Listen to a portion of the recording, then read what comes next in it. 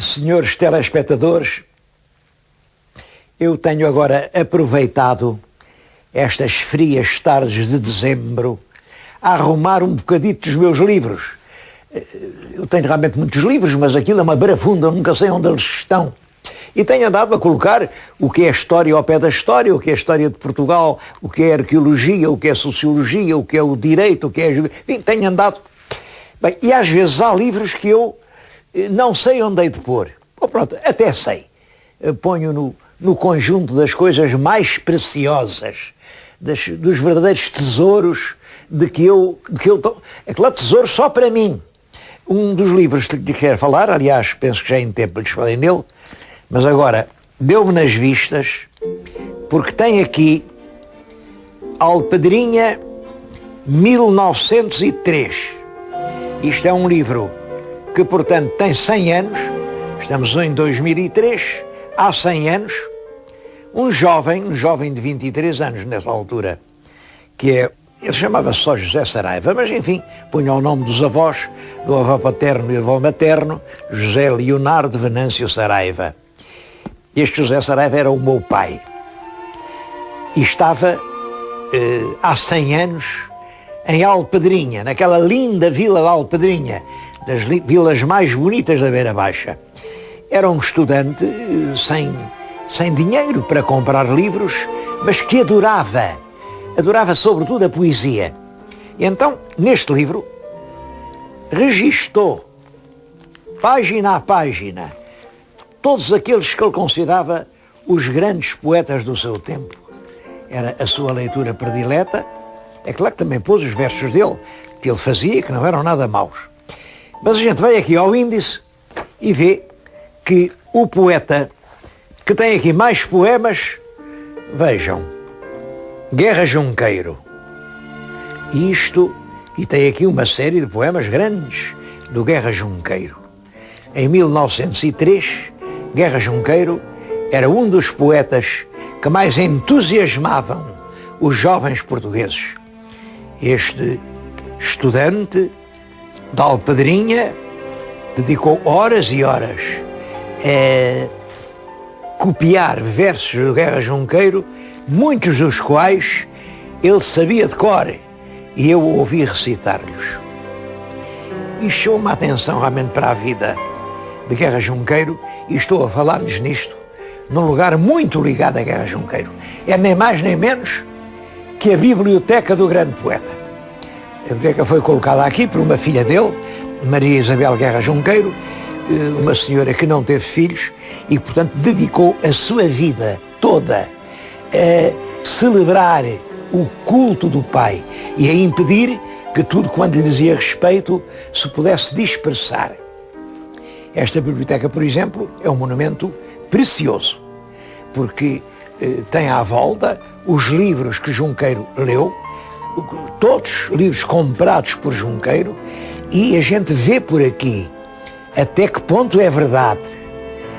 Quando ele nos diz na segunda edição da Velhice do Padre Eterno, que leu milhares de livros à procura de uma verdade que ele ansiosamente procurava.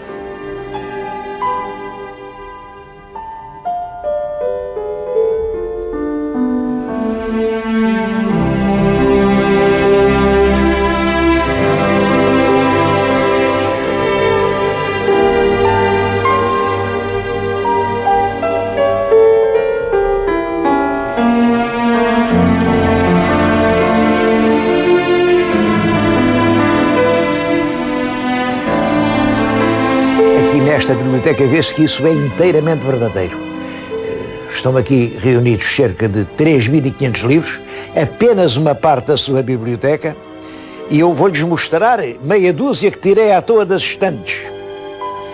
Isto é a ciência e religião. O cristianismo medieval e moderno. Jesus na tradição evangélica. O grande mistério de Jesus. O cristianismo antigo. as opiniões e as crenças. Tudo isto se compreende se pensarmos que Guerra Junqueiro escreve a sua obra naquele clima criado pela publicação do Sílabus. Hoje pouca gente já sabe o que é o Sílabus, mas sílabus é uma palavra que em latim quer dizer aproximadamente índice. E trata-se disto.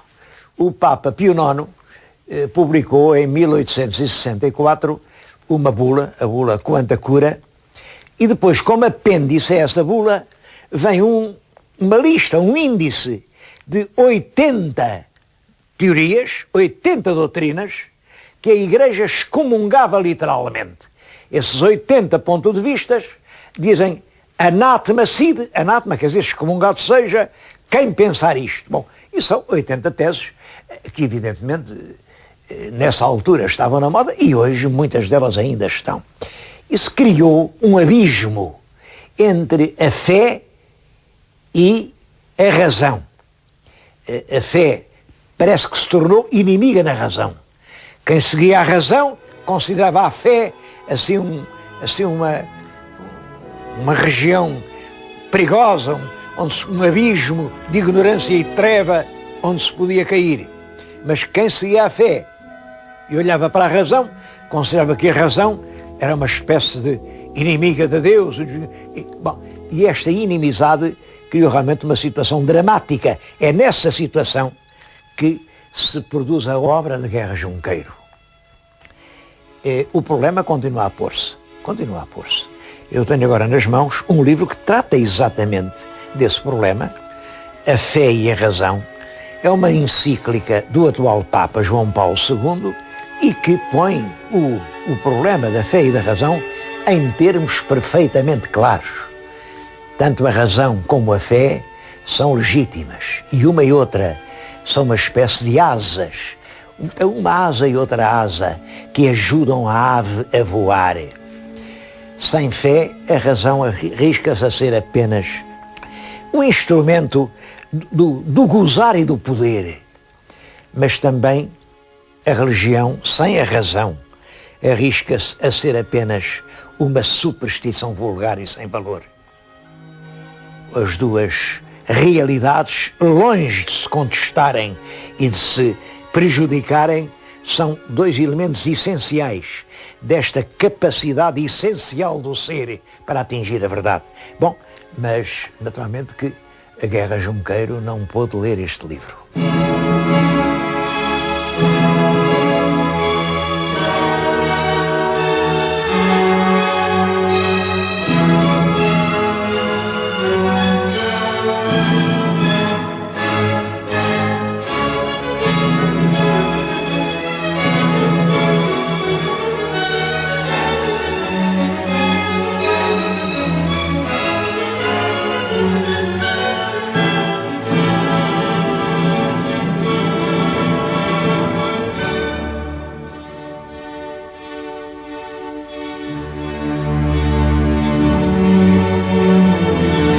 A memória de Guerra Junqueiro é hoje cultivada no Porto em duas instituições, a Fundação Guerra Junqueiro e a Casa Museu Guerra Junqueiro. Ficam uma diante da outra, aqui na Rua de Dom Hugo. A propósito da Rua de Dom Hugo, eu gostava de vos falar de um livro que recebi e li agora. Porto, uma cidade a descobrir. É da autoria do jornalista e historiador Germano Silva e é um livro realmente exemplar. Um livro inteiramente original, fruto das investigações do seu autor, não é destes livros que só vêm dizer o que já está dito. Isto faz-nos descobrir o Porto, viela a viela, com os factos históricos importantes ou pitorescos que se deram em cada canto, e é realmente uma revelação nova de um Porto que eu não conhecia. Aqui, logo na capa está aqui, isto é as traseiras da Sé, e é por aqui que eu estou. A Rua Dom Hugo dá a volta à Sé. E é nesta Rua Dom Hugo que está a Fundação Guerra Junqueiro e que está a Casa Museu Guerra Junqueiro. Aquela biblioteca onde estivemos era na Fundação e agora estou nem mais nem menos no que era a sala de jantar do poeta Guerra Junqueiro. É claro, foi reconstituída aqui, porque a casa não era aqui, foi reconstituída aqui pela filha. Como vêem, ele tinha magníficas coleções de cerâmica nacional, cerâmicas estrangeiras, peças muito, muito preciosas, porque ele toda a vida foi um grande colecionador. Bom, mas estou aqui para lhes falar do drama de Guerra Junqueiro. Há 3 aspectos que eu acho que se devem considerar. O primeiro é o Guerra Junqueiro político. Junqueiro é filho de uma família muito abastada, Trás-os-Montes, Freixo de Santa Jacinta, portanto, um rapaz que nasce já, enfim, com um futuro garantido, vai para Coimbra, vai para estudar teologia, que os pais queriam que eu fosse padre, mas ele ao fim de 2 anos mudou da teologia para o direito e acabou por se formar em direito. Formou-se em direito com nota alta, ele era realmente uma pessoa muito inteligente. E logo, aos 23 anos, publica, 23 ou 22, ele publica um poema que o torna célebre, que é a Morte de Dom João. A gente hoje lê a Morte de Dom João e fica bastante surpreendido como aquele poema pode ter celebrado de um momento para o outro um jovem rapaz de Coimbra, mas foi realmente assim. Bom, nesse livro ainda não aparece o Junqueiro político, porque o Dom João que ele mata é o Dom João Pimpão, conquistador, que, coitadinhas, faz vítimas aquelas pobres Julietas ali do Bairro Alto e dos bordéis de Lisboa. Ele tem uma grande ternura por essas vítimas da sofreguidão masculina e esse é o tema do poema. Bom, mas isto está-me na moda. Entretanto, ele entra na política, faz-se deputado, é deputado de um dos partidos monárquicos, deputado do Partido Progressista, foi deputado 3 vezes seguidas, a última vez já por Moçambique, um bocado estranho, porque sabia Moçambique, mas entretanto vem o ultimátum. Bom, e o ultimátum lança contra a monarquia e sai das fileiras monárquicas e torna-se um republicano. Vou-lhes ler um dos mais famosos poemas republicanos de Guerra Junqueiro. Há 100 anos, toda a gente sabia de cor este poema. Este poema chama-se O Caçador Simão. Simão era o nome que ele dava àquele que foi o rei Dom Carlos. Tinha muitos nomes, mas os reis tinham sempre muitos nomes. Era isto, aquilo, Carlos, e um dos nomes era Simão. E não sei porquê, ele, um outro autor que queria fazer uma ópera sobre a cabeça do Simão, era dos nomes que ele tinha talvez o menos bonito, e portanto chamavam-lhe o Simão. Ora bem, eu vou dizer o poema, muitos o conhecerão, e quem o não conhece vai ver que isto é um verdadeiro incentivo ao regicídio. Isto é escrito em 1890 e é dedicado ao seu amigo Fialho de Almeida. Foi escrito em Viena do Castelo e em 8 de abril de 1890. Começa por descrever, está o rei Dom Luís, o velho rei Dom Luís, está a morrer na cidadela de Cascais, mas o filho, Dom Carlos, o que é que Dom Carlos faz? Vai à caça. Jaz el rei, entrevado e moribundo, na fortaleza lôbrega e silente. Corta a mudez sinistra ao mar profundo, chora a rainha desgrenhadamente. Papagaio real, diz-me quem passa? É o príncipe Simão que vai à caça. Os sinos dobram pelo rei finado. Morte tremenda, pavoroso horror. Sai das almas atônitas um brado imenso de amargura e dor. Papagaio real, diz-me quem passa? É o rei Dom Simão que vai à caça. Cospe o estrangeiro afrontas assassinas sobre o rosto da pátria a agonizar. Rugem nos corações fúrias leoninas. erguem-se as mãos crispadas para o ar. Papagaio real, diz-me, quem passa? É El Rei Dom Simão que vai à caça.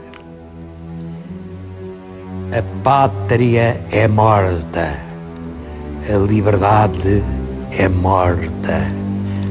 Noite negra, sem astros, sem faróis. Rio estrangeiro odioso, à nossa porta, guarda a infâmia, os sepulcros dos heróis. Papagaio real, diz-me quem passa? É El Rei Dom Simão que vai à caça. Tiros ao longe, numa luta acesa, rola indomitamente a multidão. Tocam clarins de guerra à marselhesa, desaba um trono em súbita explosão. Papagaio real, diz-me quem passa? É alguém que foi à caça do caçador Simão. É evidente que isto é um apelo ao regicídio, à morte do caçador Simão. Eu devo dizer que esta ideia da morte do rei era uma ideia dos republicanos mais exaltados e é uma ideia que Guerra Junqueiro nunca abandonou. Mesmo num poema que escreveu no fim da vida, No Caminho para o Céu, ele faz o elogio do regicídio. Essa para mim é uma das notas mais surpreendentes de um espírito tão superior. Pensar que matando um homem se salva um país é acreditar que são os homens que fazem as pátrias, não são as pátrias que fazem os homens.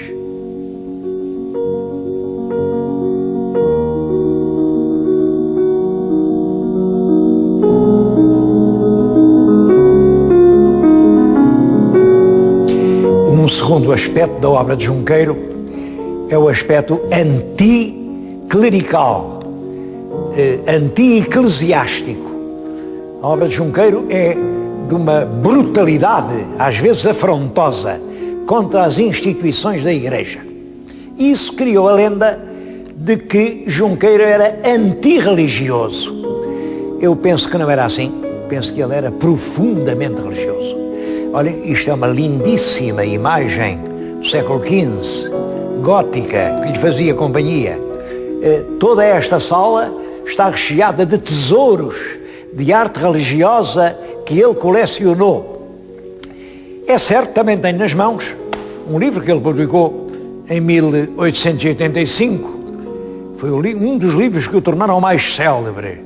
É A Velhice do Padre Eterno. Bom, e aqui há injúrias, às vezes até de péssimo gosto, contra todas as coisas da Igreja Católica. Bom, ele que tinha um forte sentido de Deus, entendia que a Igreja Católica do seu tempo não estava a servir a pureza essencial da pregação cristã, que ele, pela figura de Cristo, teve sempre o maior respeito. Eu acho que a obra de Junqueiro pode-se entender como uma grande contestação aos sílabos.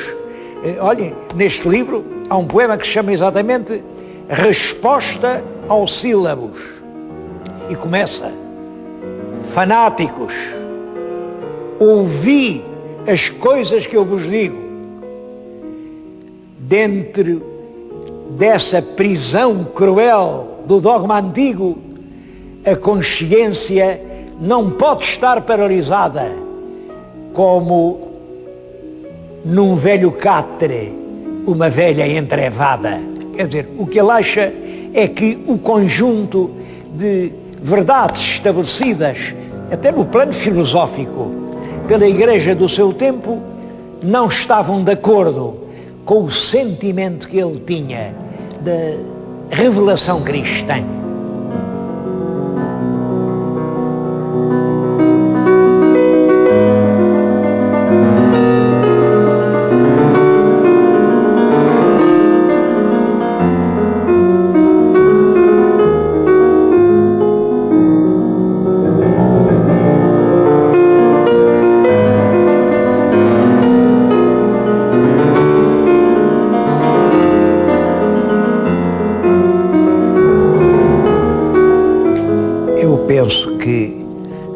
tanto o junqueiro do caçador Simão, o junqueiro fremente de ódio à monarquia, como o junqueiro antirreligioso, o junqueiro da velhice, do Padre Eterno, eram máscaras que ele arranjou em Coimbra. O verdadeiro junqueiro é o rapaz que saiu pequenino da sua aldeia transmontana e toda a vida guardou no fundo da alma a saudade desse tempo feliz. Por isso mesmo, acho que nenhum poema dele é tão famoso como o Regresso ao Lar, que eu lhes vou ler, apesar de certamente muitos dos meus ouvintes já o saberem de cor.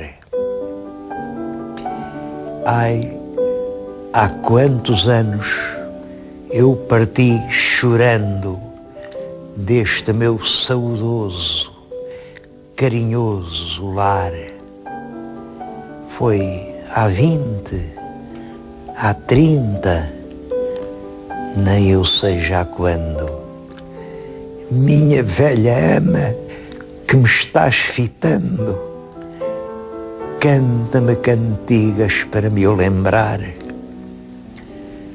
Dei a volta ao mundo, dei a volta à vida, só achei enganos, decepções, pesar. Oh, a ingênua alma tão desiludida, minha velha ama, com a voz dorida, canta-me cantigas de me adormentar. Trago de amargura o coração desfeito, vê que fundas mágoas no embaciado olhar. Nunca eu saíra do meu ninho estreito, minha velha ama que me deste o peito, canta-me cantigas para me embalar. Como antigamente, no regaço amado, venho morto, deixa-me deitar. Ai, o teu menino, como está mudado, minha velha ama, como está mudado. Canta-lhe cantigas de dormir, sonhar. Canta-me cantigas manso, muito manso, tristes, muito tristes, como à noite o mar. Canta-me cantigas para ver se alcanço que a minha alma durma, tenha paz, descanso, quando a morte em breve me vier buscar. Esta saudade da terra perdida, de um paraíso sonhado, acompanhá-lo-á a vida inteira. O futuro não foi para ele realmente muito bom, porque continua a ter grandes admiradores, mas com o fim do século vieram os grandes detratores, as pessoas que o acusaram de não ter imaginação própria, as ideias não eram dele, de ter um ritmo realmente bastante uniforme. Foi acusado inicialmente pelo grande António Sérgio, lá no princípio do século. Essa crítica do Sérgio fez eco. Um grande professor meu, um grande pensador, Dr. Vieira de Almeida, estava sempre a dizer mal da poesia de Junqueiro. Parece que as pessoas não perceberam que nós nascemos crucificados no nosso próprio tempo. Junqueiro foi um homem do seu tempo, viveu as paixões do seu tempo, soube fazer-se amar pelo seu povo, como porventura nenhum outro poeta português. E basta isso para que sejam inteiramente merecidas estas homenagens que aqui, na cidade do Porto, onde ele viveu tantos anos, lhe estão a ser prestadas.